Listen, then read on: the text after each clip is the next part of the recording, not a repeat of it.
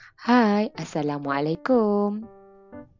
Minggu ni kita akan belajar mengenai kenali cuaca.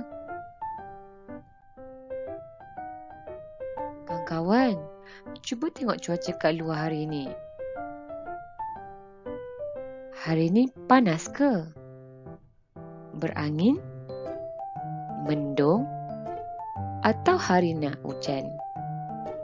Jom kita belajar cuaca sama-sama. Cuaca hari ini panas.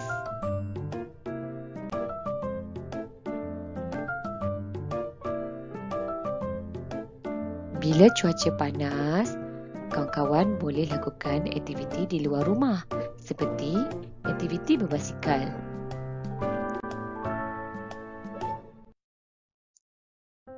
Cuaca hari ini berangin.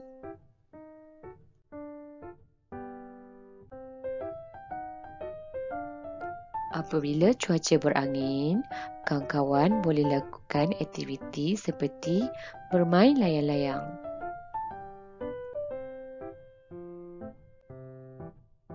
Cuaca hari ini mendung.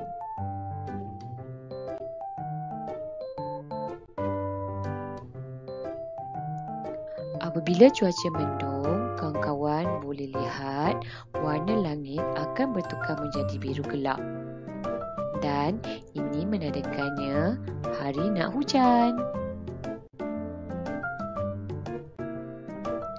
Cuaca hari ini hujan.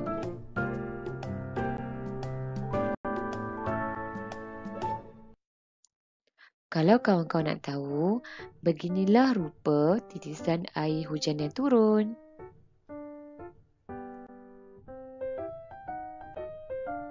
Cuaca hari ini salji.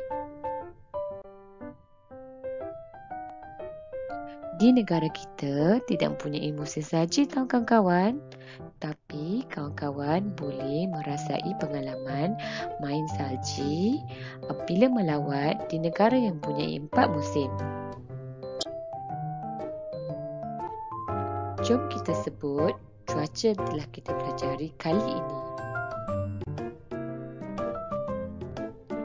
Yang pertama, cuaca panas, berangin, mendung, hujan dan salji.